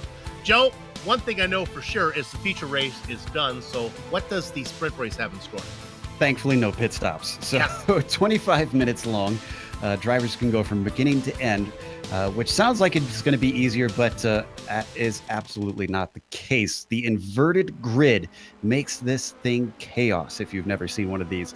We're going to have our heads on a swivel up here in the booth. Now, because it's shorter, despite a lot more action happening, there are fewer incidents. So you got to be careful, even more careful, because only 13 of them, and you will get DQ'd. Now, because it is a shorter race, they offer fewer points for a win, only 20 points. So it really doesn't mean as much championship-wise. If anything, the one thing we found, Bill, is the important thing here is just to finish decently if you're a driver looking at the championship. And since there are no pit stops, we'll bring Stefan up out of pit lane here and have him come up in the booth with us. Stefan, you can keep an eye on some of those guys that finished up front that are going to be starting in the 20th position as they work their way through the field. Like Joe said, we're not going to see a double today, I don't think, especially with Sorokin on the pole. But Stefan, just staying clean and getting a good result is what those guys who finished well in the feature race want to do, right? Yeah, it's a really tough challenge to get back up the field because let's just take it like it is. This field is really close through every single position. So wherever you're starting, you'll have a big trouble getting to the front. And we talked about Sorokin. You know, making that pass for 20th, that'll make your weekend. If he were to finish 21st, he would be starting 21st right now. Just getting that one position around Sipla will put him on the pole. And poor Sipla, he's going to be well down the order now. Yeah, and it looked like he was going to try and get himself forward and maybe have an opportunity. But this is a rough introduction. I already said it once, but Natty's going to have to try and come back in the next race and reassess and try and figure out, all right, how do I want to run these races? How do these guys behave on track? Because with every league that we've ever covered, Bill, there's always just that slightly different behavior, chemistry out on track between drivers that you kind of have to, you don't come in and make them adapt to you. You come in and adapt to them. Oh, Joe, that's a great point. And we've been doing this long enough. We've seen drivers come and go. And I mean come, make an impression and go because they just can't seem to get the feel of what it is. Yeah, no, if you're a new guy, if you're a talented new guy, you got to expect to take a little bit of a learning curve to figure out just what's expected of you when you come in here. And if you have the patience and if you take the time, you can end up picking up a championship. But not everyone can come in and win right away. A few names come to mind, but not everyone. We saw it oh so close in the Precision Racing League last season, which is coming back soon. Can't wait for that. But as we watch Simon Grossman work around, the DH driver, just getting a little bit of warm-up in. Doesn't mean as much out here, Bill, in the sprint race to get the warm-up in, because it's the same temperature, same weather out on track, so they already know this very well. If anything, the only thing maybe is just see how the car behaves on slightly less fuel and fresh tires. And they do something really smart in this series. They even make the practice session the day before the same as the race, so that you come in, they want the drivers knowing what to expect when they get here. Hey, another driver to keep an eye on as practice is just about done is Kerry Nolden. Remember, he qualified 4th in the feature race, ran into early problems, was able to work his way back up to 9th, I believe, at the very end. So he'll be starting in the middle of the pack, but ahead of all those guys he was racing with. So he's another fast name to keep an eye on. Practice is done. We'll wait for iRacing to populate the field, and then I will do my job. And, of course, since this is a standing start, I forgot we have to go through them 10 at a time or we won't get our GSRC commentator bonus. And the grid is up. Here we go. On the pole, as expected, the Russian driver, Alexei Sorokin, is to be inside of Tom Van Hooyman. Nathan Clark and the Frenchman, Alain Tessier, in 3rd and 4th. Evan Emre and Marcus Deck fill up row 3. Jerry Mojak and David Boutilar in 7th and 8th. Jordan McDonald and Alistair Hay. Oh, I did that wrong. So Tim Mazik and Jordan McDonald in 9th and 10th. Go, Joe. Well, Ali Hay starting in 11th with Kerry Nolden in 12th in the middle of the pack. Leonard Sherry starts in 13th. Dominic Gatemeyer starts 14th with Lubomir Morris starting in P15. Then you go to 16th position. It'll be Phil Reed. Row 9 has Luke Barton on the inside with Simon Grossman flanking him in 18th. P19 is Stefan Herman with Valtteri Alander, who won the last race starting 20th. Stefan? In 21st, the guy who just barely missed out on the pole for this race is Rick Bourne, alongside Erka Lindström, Matti Sipilä. And it looks like the lights are up. Yes, they're lights out. And we'll get the rest of those in a minute. But right now, you know what to do. If you got any foul out there, gather them up. And cover behind your cows, because Alexis Sorokin is leading the stampede of cars into the first corner. And there was problems there on the second driver, but are we okay? I guess we are. Oh, he spun to the inside, but we got more. His cars are absolutely dodging around. I'm trying to figure out who it was. It looks like Marcus Deck and Luca Verani got into one another. Wow. I'm amazed that wasn't worse than it could have been. We will come back and take another look at that one, maybe as this race progresses. It all started with the second place driver that spun on me, and then it all backed up from there. And look what this did for our leader. Oh, 2 big wreck seconds. behind. Oh, and it gets worse. Oh, getting off was Erka Lindström. He goes off. Involved in it is a Milne. Horn and Milne, yeah. Oh, man. Ugly, ugly start, even for their sprint races. That is not typical. As I was saying, Sorokin, the 087, is just streaming away from Mojak, who is in second place, leading a train of cars, Bill. And the driver we talked about, Kerry Nolden, looks like he must have been involved in that early problem as well, because he is gone. Let's quickly look at Phil Reed in 9th position. He's coming. He's got Gatermeyer in front of him, but my gosh, he has really done well. Up 7 positions already. Yeah, absolutely. Looking at another one, a battle behind him. That's Grossman and Barton, and they come together. More contact as they clumsily work their way through the chicane, costing a lot of spots, and Barton gets on the radio taking blame. Marcus Deck coming in to make the stop. A lot of drivers going to come in and get some repairs done. This is often the case. This is the nature of the beast for the first round. It takes a little while. These sprint races you got to learn them. You got to figure out how to do it. A lot of new drivers here figuring it out for the first time. A lot of veterans trying to make up a lot of time too early. Sorokin out in front. Mojak in second. McDonald in third. Emre and Hay, your top 5. We should look at second position, or actually 4th, I guess, Emre. Yeah, Emery, having started in 5th, hasn't fallen down too far.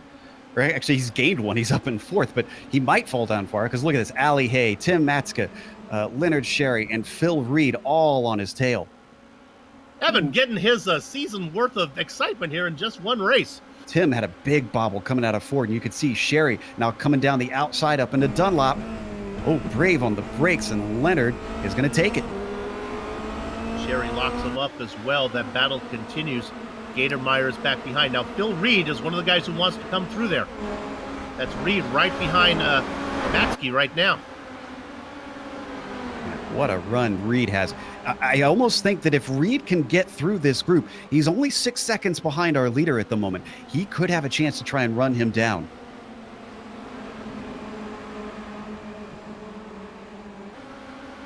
So it looks like, unfortunately, we won't be able to get our replays of the start here, just because of an unfortunate glitch. But we got a pass happening as Ali Hay and Evan Emre side by side, Bill. Race officials probably just as happy that we don't show that one again. Emre not able to do it. I'm sorry, Hay not able to make that move. Now Sherry right behind. Boy, Hay right back up on the back of Emre. You heard Emre in the between race interview, Joe, say it's easy to defend. Yeah, and he's making use of it again, although he blinked a little bit there. Apologies for the technical issues as we lose picture here, and we're back. So we'll continue to stay on this battle. This is Emre out in front. Ali Hay seems to be faster, just cannot find his way around. Sherry back there. And then back a little bit farther, Matsky and Reed, who if he could just, there's a buffet of food in front of him. He just can't seem to get anything on his plate right now. Now he makes a move on Matsky. Is this going to be the first of many? Look at that clean pass into Valvoline, confident into that corner. And now out of Ford, if he gets himself a launch, which he does a decent one, but not close enough to Sherry. Up ahead of them, look at Ali Hay. Once again, we saw this last time, trying the outside. Emre says he knows how to guard it. And yet again, man, just smoking those tires. Both of them taking the car to the limit. RT stands for Rolling Thunder, but man, right now, he is the cork in the bottle. Evan playing defense. Here they come on all sides. Sherry working on Hay. Getting forced to the outside line of turn 11. Sherry tries once again. Phil Reed has to conserve the car. He's got to be worried about how hard these guys are fighting, that he doesn't cost himself damage. Is he going to make it 3 wide? Nope, he thinks better of it. They head down into the chicane. Sherry picks up that spot. Hay gets a little bit loose. That opened the door for Reed to put his nose in. He's going to have the preferred position into Coca-Cola. Another ringy-dingy for Phil Reed. Oh, and who was that spun? That was Jordan McDonald. Oh, no. Remember, he was way up onto the podium there. Just a self-spin coming out of Coca-Cola, trying to get the power down. The rear end comes around on him. Doesn't hit anything or anybody. Even still, this is a sprint race. There's a lot less time to try and make up positions. I'm going to watch it one more time. And when it's driver error, when it's nobody tipping you around, it can cause even more of red mist because you're so disappointed with yourself. Come back live. Bill, are you sure that the RT isn't for really tough? And it could be really tough. Oh, Matty Cipolla.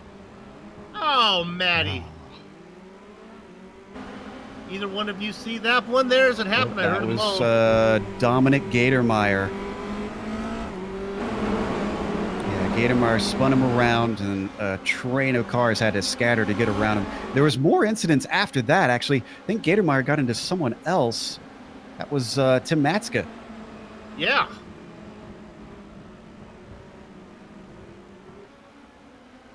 Yeah. What happened was actually Matska. Let's give Gatormeyer the benefit of the doubt there. Matska actually put the car up on the curb and got loose in front of Dominic. So yeah, Dominic didn't get involved in a second. He's not a gator in a china shop. So. But poor Cipolla, he had made a nice run all the way through. Had worked his way up into about 9th position, was back into that crowded cars that Phil Reed's working through, and then it went south for him. There is an actual opening in the armor because Evan Emre just got overtaken by Sherry. Now Hay's going to try and get by him, but Hay does not have the speed down the front stretch, Bill. On the inside, yeah, no kidding, that car just would not go. Now, what is this move? A little as Hay, Emre dives to the inside. He was trying to get the racing line was Ali Hay out there on the outside. If you don't have anyone on your outside, you might as well make the corner as wide as you can. You can get the over-under in that case. Didn't work for Ali this time. Reed is back there again. She's just got to be frustrated. Any chances of getting up to Sorokin in the front, this goes away as he has to work so hard to get around these guys who are racing for 3rd, 4th, and 6th. Let's stay on this battle, but a surprise for me, Bill. Our winner of the feature, Valtteri Landert, he's only up to 10th. Now, there's still quite a bit of racing left to go, but I would have thought maybe he'd be up more positions by now. Whoa, whoa! And there is Emre. What happened there? I all of a sudden looked and... I think a little bit of help. Well, no, I apologize. Hay was good. Hay took a dive to the inside, and Emre just lost it, I think. Hay was making hay. He was not going to be denied. Look at how deep he took this. And then Imre's car snaps. Either a ghost contact or the car just got on a racing line he wasn't using. Stefan seems to think that it was netcode. Yeah, the way that Imre's car snapped on him, I think that felt like he got contact. Imre There was a lot of space between the two cars. Oh, hey, we got a challenger for Phil Reed. He just lost a spot to Stefan Herman. You talk about sneaky fast, Bill. That 179, we haven't been watching him at all. Well, that's what I wanted to talk about when you were talking about a Lander making a move through the field. Herman is flying. Wow. Top 5 already, having started 19th on the grid. Oh, and poor Evan Emre. He has to take it into the pits. Oh.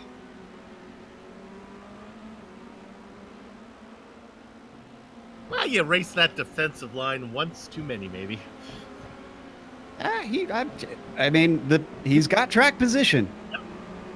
Defend it for your life. So, speaking of drivers having a bad day, Matty Sipola still in 11th.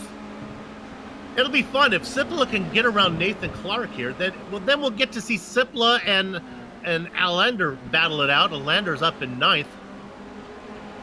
Now, there's been so many spun cars out there, you really can't tell how healthy any of the cars are that are left. Here comes the pass as Sipola's looking to make it on the inside. Down past Clark. I think he's got this one.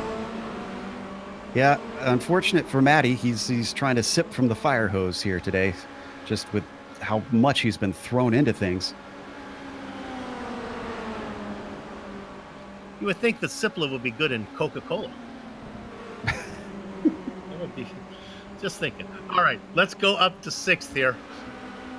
This is Morris, Lubomir Morris, Phil Reed, and Dominic Gatermeyer. You know what?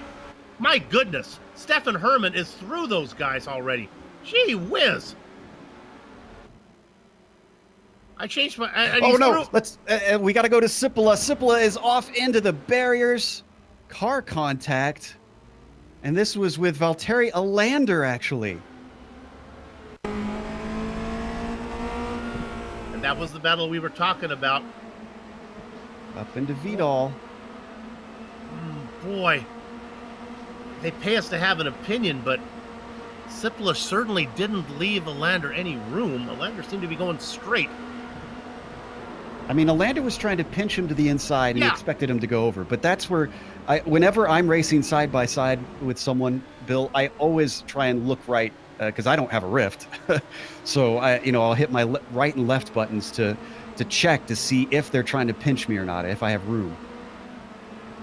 Well, that's clearly what Alander was trying to do, was just hold a steady, tight inside line. If you're going to go underneath me, you have to pay the price.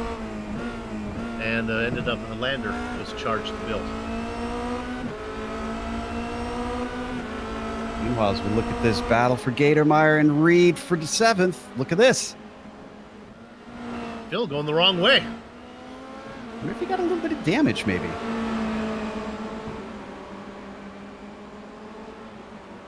Meanwhile, Herman has worked his way through all of that. He's got around Hay. Herman is now in 4th. We'll have to keep an eye on him. Herman's got about 2.2 seconds up to Sherry. It's 11 seconds to the leader, though. Alexei is going to stomp this thing as long as he doesn't have an issue with either traffic or just making a mistake. So you look at him, he is your leader, and then his teammate, Lubomir Morris, is in 6th right now. So that team continues to think championship. Yeah, the 10th place position as well, looking interesting. Oh, Gatermeyer. That's Gatermeyer, just as we come to 10th here. And that was a self-spin. Yep, just ahead of Phil Reed, and then the cars we were looking at, they go around. We'll take a look at that one. Alander goes by, Barden goes by, Clark, Gatermeyer comes back out in 11th. Yep, that was just a case of just came into the corner a little bit too hot as he now follows Nathan Clark through.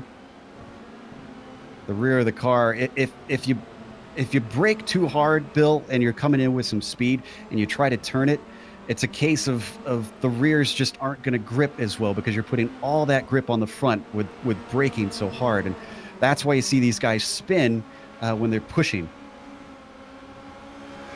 Clark going to get overtaken, I think, here. Clark has got to be feeling deja vu. I think drivers keep passing him and then spinning him and then passing him again. Slow but steady, Bill. Yeah.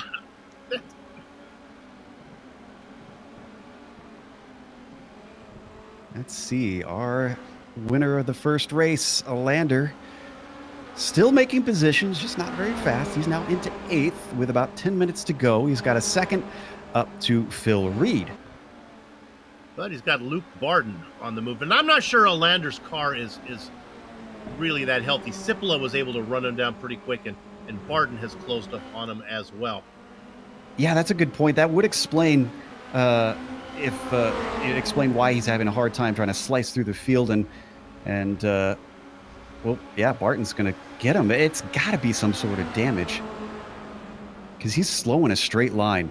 Yep. Can we get a close camera angle on him? I think it's his left front wing.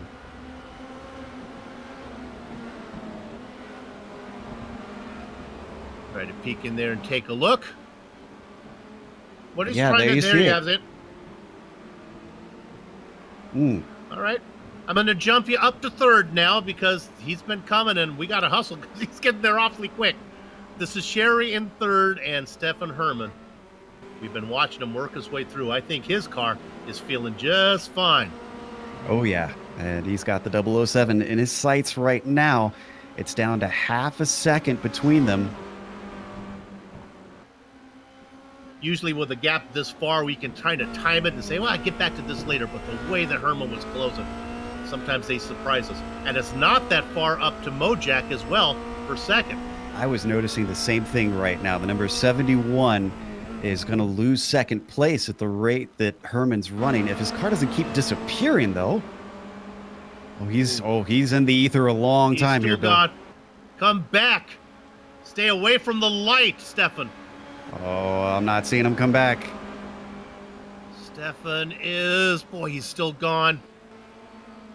He's still being scored on iRacing, but boy, he's been gone a long time. And he's back. Oh, my. Wow. That's an out-of-body experience. I was just thinking the same thing. Oh, jeez. Well, that's not going to bode well for Sherry. Sherry was probably thinking, oh, great, no more pressure from behind. I'm good to the end. And then all of a sudden, there's that car again. Which means that if he starts to get side by side and that car disappears and you're Leonard, yeah. Boy, you start sweating bullets. Herman now about 2 car lengths back. And now he looks to the inside and no fight from Sherry. Well, Tries to come back at him, but it's very hard to go around the outside on the Mercedes arena. It's 2 left-handers. Yeah, he's got it done. Herman even covers him off just to play it safe. next on the hit list, Jerry Mojack. Oh, want to get a replay of Sarah Dove having a little spin? We haven't seen much from her today. Sarah doesn't. That just happened. Fan favorite. She has not had a lot of screen time. Probably not happy to have this as her her debut for season 11, but here it is. Let's see what happened here down into 1. Under braking. Yeah.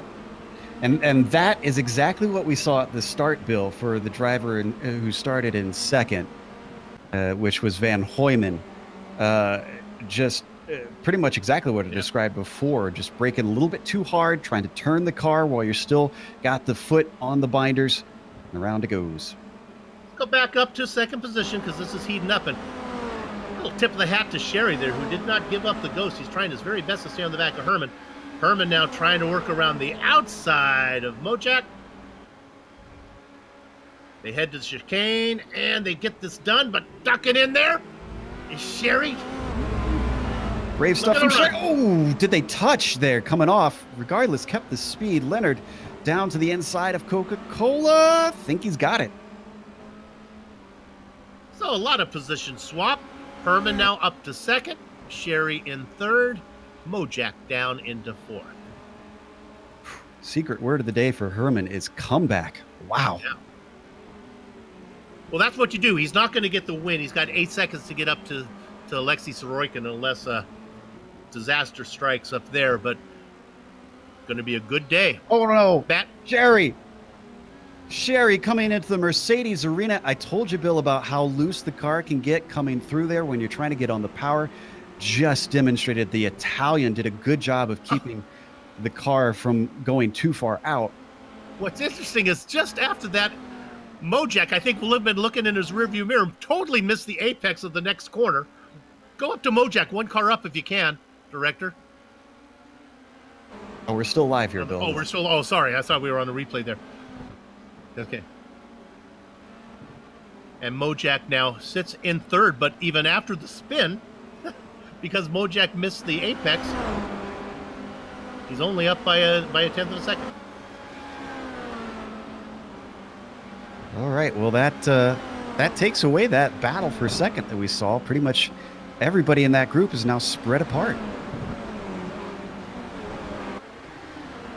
Oof, look how close ninth is, though. Clark trying to get something away from Phil Reed, but not successfully so far. Clark, another driver, having a lot of excitement going on. Yeah, Joe, I think you mentioned it earlier. I think something happened to Reed there. He was going forward, and now he's really struggling. Look at this. Look at the run that Nathan has. And that's Alander behind them, giving Watch wanting an opportunity. Remember, Alander's slow in a straight line because of his damage, so this is the sort of stuff that he needs. These guys to really just start duking it out and allow him to use the corners to pull away from people.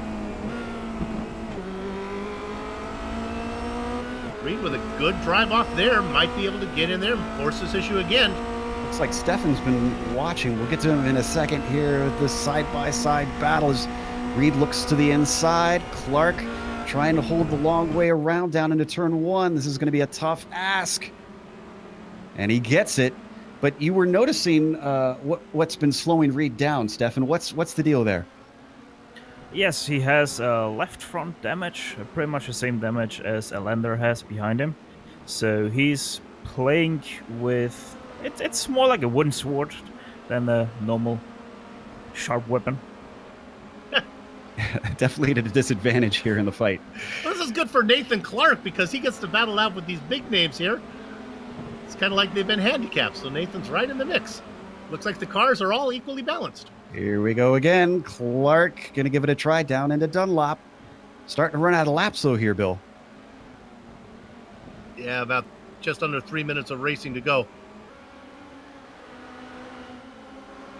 These guys going at it, hammer and tongs. Oh, trying around the outside. I told you it's not wise to go too wide into the Schumacher-esque, and there is why. Here comes Alander with a run down into turn 11. He's got the inside, makes easy meat of Clark.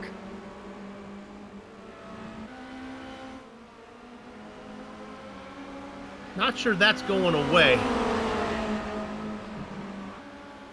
Let's quickly tune in. Can we go to 14th real quick? This is Sarah Dove. She's got Kerry Nolden and Alain Tessier coming up behind him. Now, Nolden has made 2 stabs already on her. Here comes stab number 3. And I think he finally gets this one. Yeah, looks like Dove's going to give up the ghost for a moment. Up ahead of them, Nolden doing what he can to try and make up for no bad, horrible day. No good, horrible day. All this going on behind Alexei Sorokin, 7 seconds up on Stefan Herman. If Herman can just stay connected, that second place looks to be secure.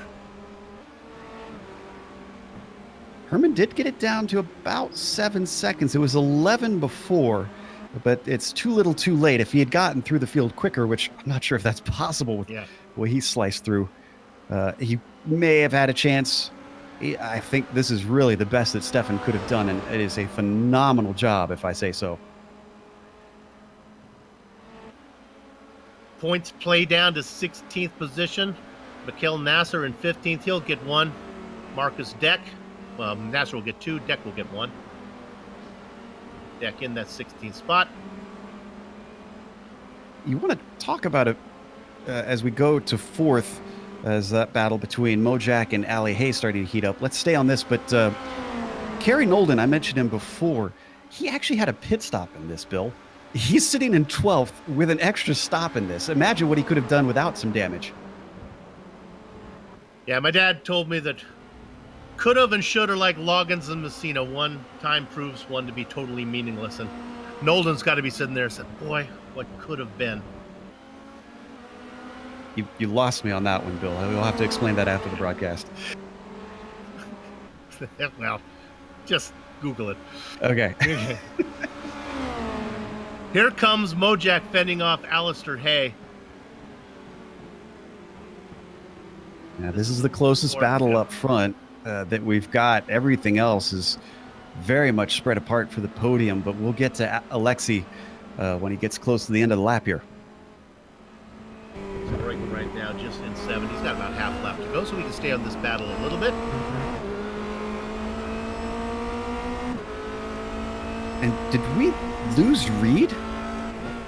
Looks like something happened to Reed in the lander. Stefan, did you see what happened to those two? I do not. They are dropping like a rock. A lander also. Yeah, both going down. You're right. Neither one are on the scoring right now.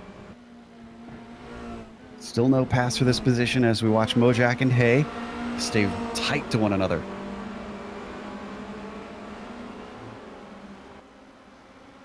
We got a little ways before the leader gets to the end. He has yet to get to the final chicane.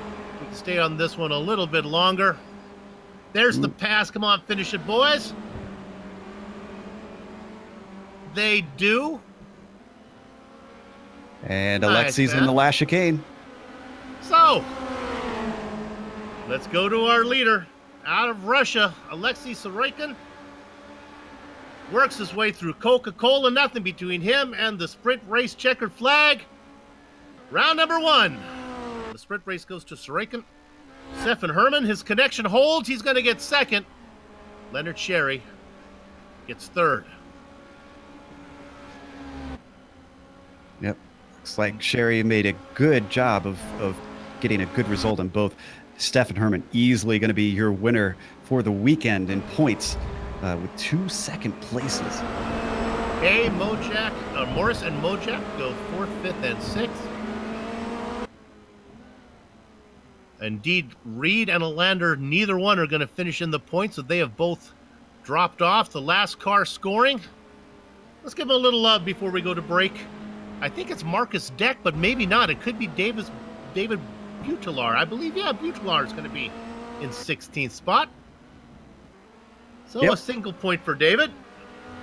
And as the Frenchman comes across the finish line, gives us an opportunity to go to another break. Don't go far. We'll be back to run down the finishing order, talk to some more drivers before we put a lock on the gate. Back in a few.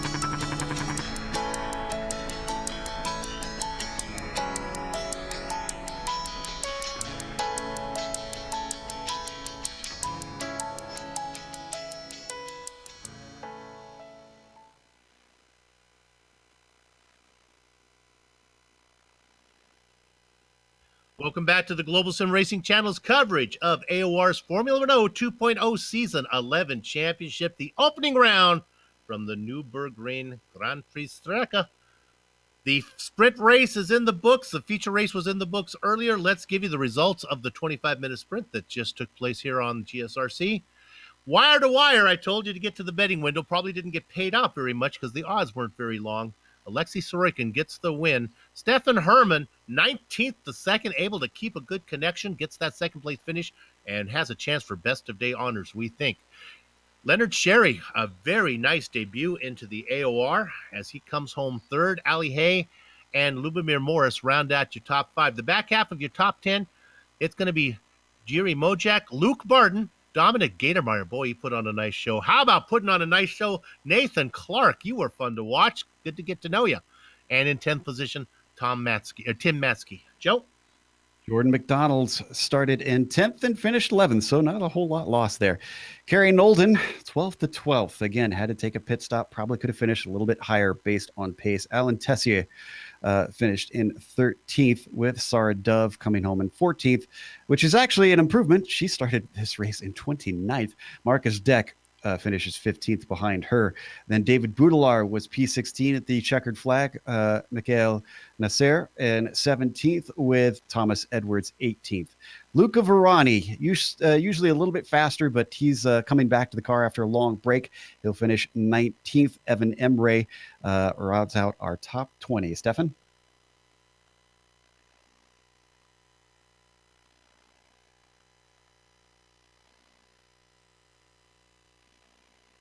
Oh, we don't have Stefan, so I'll come in here again. In the blackjack position is Rick Bourne. Daniel Morris behind him. Phil Reed and Valtteri Alander go 23rd and 24th. My gosh, Matty Sipla. He put on a show, but he doesn't get anything to show for it in 25th position. Simon Grossman, that's the partner of Stefan Herman in the SimRC Retro guys. No points for Grossman in this one. Eric Lindstrom, Giovanni Soletto in 28th position. Tom Van Hoyman, he was fun to watch. He'll have to settle out of the points in 29th. Last car out of the 30, Stuart Milne. All right, Joe, do we have anybody? Looks like we have one person to interview. You want to go ahead and talk to the man who really, hopefully you have better connections here in our interview than he did on track, Stefan Herman. Yeah, and as we pull Herman into the interview booth, again, finished second in the feature race and second in the sprint race. So a pair of deuces, Stefan. Have to imagine that you feel pretty good about that one. Yeah, hi together. Oh, yeah, it was a pretty nice evening. Obviously, everybody always wants the win, but points-wise, this will easily put you at the top of most points earned over this weekend. Do you tend to aim for those, or do you tend to just try for wins in this series? No, I never had a win in the series, actually, so I'm still waiting for that, and it would be really nice to get one finally. But I'll try to have a run for the championship. But especially my colleagues, Patrick and Rene, they are so strong, and when they get back, it will be hard to fight with them. No doubt. We've seen that season after season. What are your thoughts on this Grand Prix course here in Germany? Is this a home track for you? I see you're in the DH club. I've never been there, so it's as familiar as any other for me. But I quite like it because it's a very technical track, and you have to be really careful on throttle, off throttle with braking and everything. And it's a nice track. All right. Well, it certainly treated you well today. Again, congratulations on a double podium, and look forward to seeing you next week. Thanks. Bye-bye. That was Stefan Herman, second place finisher. And I believe Bill has caught up with Luke Barton. All right, boys, that start was a bit messy, wasn't it? Yeah, it was a little bit ugly. Did you get a piece of that one? Yeah, I got a real pinch. I thought like I was going to just get sandwiched between two cars, but luckily one of them decided to give me a bit of room, which was absolutely fantastic. Later on in the first lap, I had a little tangle with Simon Grossman, just sort of going into the chicane. We were both alongside. I got pinched, and around Simon went. Bill bit of a shame afterwards. He decided to accelerate into the side of me, but I'll let that one go for the moment. And then afterwards, I had some good pace, actually. I caught up with one of the PSR guys and Phil Reed, who, again, they seem to be, I don't know whether they were carrying damage, but Yeah. they were locking their tires as well. And I just wondered if maybe it was that. But yeah, if they had damage, that makes sense. Yeah, and then I just sort of settled into a rhythm, and I couldn't really gain on the guys ahead of me. But it was a decent finish in the end, seeing as I was pointing backwards at 30th place at one point. You know, Joe and I talk about it all the time doing these broadcasts. You've got to salvage the guys who do well in the championship are the guys that can make lemonade out of lemons, that can turn a 25th place finish into a 7th. And that's kind of what you did. Yeah, I tried to. I'm happy with both races. So all in all, it was a good meeting. All right, Luke. Well, we got this one out of the way. We have 11 more to go. So good luck the rest of the way, and good luck to you and your team. Cheers. Luke Barden. Whoops. Sorry about that there. And we got him escorted out. And Joe, do you want to give a shot to Sarah Dove here? We've got a little bit of screen time with her. Absolutely. The UKNI driver brought it home in 14th, but certainly wasn't the start that you wanted, Sarah, from 29th position. Talk to us a little bit about that first race and what put you in that spot. There was a big checkup in a turn one. The car ahead of me was going 15 miles an hour around the corner, so I slammed the brakes on. Damaged my front wing on them. And then Daniel Morris, who's one of my teammates, crashed in the back of me and damaged my suspension. Now, in the second race, obviously there was another big issue in the first corner. Do you think starting way at the back helped you in that case? Yeah. I was happy to be on the outside line because it meant I could just go around the whole thing and dodge everything. But yeah. So the next race is going to be a lone race, so it's going to be important points-wise going to Road America. Do you consider that one of your favorites? It seems like a lot of drivers on iRacing favor the Wisconsin track. Yeah, it's a good track. It's not the best for this car, but it's a good track. I like driving it more than I like driving this track in this car because I don't know if you saw in the races, I wasn't having a good time.